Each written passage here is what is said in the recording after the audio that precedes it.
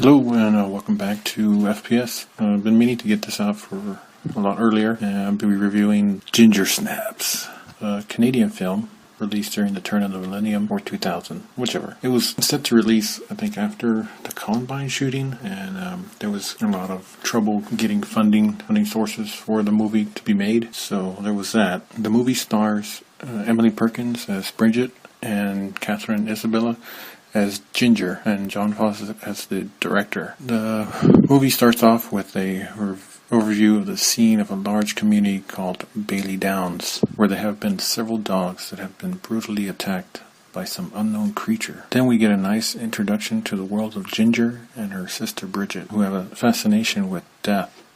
This is seen through a school project and a credit sequence at the beginning of the film, which I can actually say is quite nice. But I still don't know what a gaunch is. They've also made a suicide pact to die together to escape the strange suburb and hormonal high school, where they have been picked on by other kids that see them as outcasts. This is seen through a game of field hockey when Bridget is pushed by one of the popular kids named Trina into a decomposing dog corpse. One night, as they decide to get back at Trina, they plan to go out and kidnap Trina's dog. It just so happens that Ginger is beginning her first menstruation period, which leads to a vicious attack on Ginger by a lichen that was responsible for the neighborhood dogs being mauled. Ginger and Bridget, barely escaping the attack, run across the street, where the creature is run over by Sam. Oh yeah, the local drug dealer at the high school. You know, because every school has to have one. Ginger decides not to go to the hospital, as her wounds are already healed. So, using the werewolf transformation as a metaphor for puberty, Ginger goes through a metamorphosis. So, she starts growing hair in places where she normally didn't have hair, and she heavily menstruates. Also, Bridget discovers that Ginger started growing a tail. And this happens.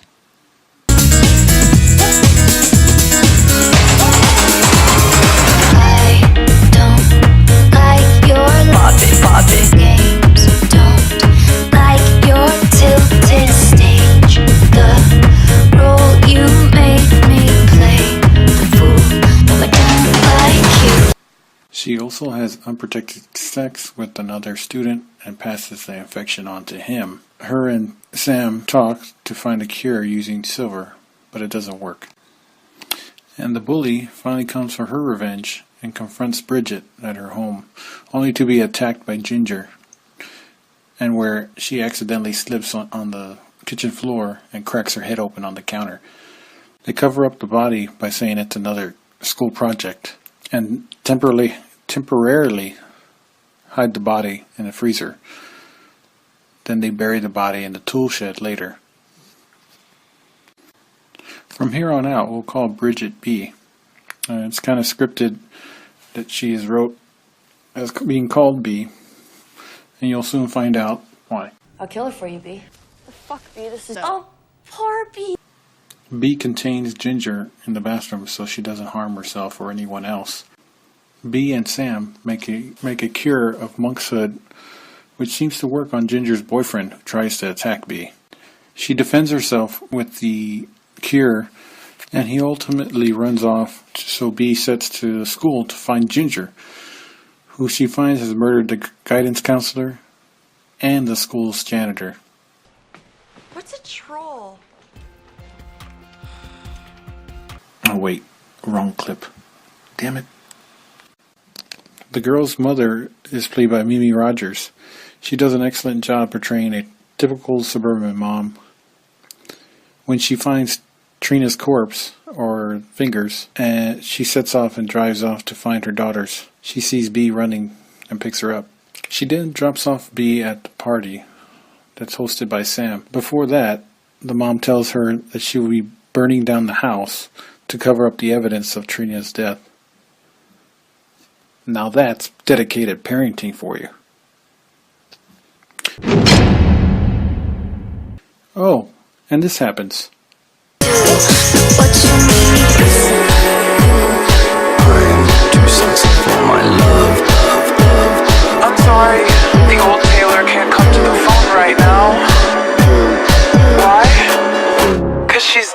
disco dancing. Bee arrives to the party just as Sam is turning away Ginger's advances towards him. To distract Ginger and to get her to listen to her and not to attack Sam, she infects herself by cutting her hand and joining it with her sisters. And as Ginger is leaving the party, Sam knocks Ginger out with a shovel. They head back to Bee and Ginger's home to prepare more of the monk's hood cure, but Ginger fully transforms into a werewolf and escapes the van as soon as they arrive there. In the house now, they hide out in the pantry and prepare the cure. As Sam goes to find Ginger, Sam is attacked and is dragged downstairs. Bee picks up the dropped syringe and follows Sam's blood trail, leading to Sam barely holding on. Bee tries to calm Ginger down by drinking the pooled blood on the ground. Bee is repulsed, and Ginger is having none of it. She finishes off Sam by biting him in the neck. Bee returns to the room where the film started. Bridget has a knife in one hand and the cure in the other. Ginger attacks Bee, which leaves Bridget crying over her sister's lichened body. And the end. And now for my likes. I like the use of practical effects, and using the werewolf transformation as a metaphor for puberty was pretty good. And now for our overall dislikes. I can't say that there are very many. It's minor nitpicky things. The movie ran a little long. Some scenes could have been cut, but this still makes it a cohesive story. The screenwriter, Karen Walton, she initially was reluctant to write the script due to the horror genre's reputation for weak characters, poor storytelling, and a negative portrayal of women. Well, tell me what you think of the film. If you have any film review suggestions, just send me a quick message. I'll gladly do my best to review it. I wanted to thank Emily's Adventure in Horrorland for her added input.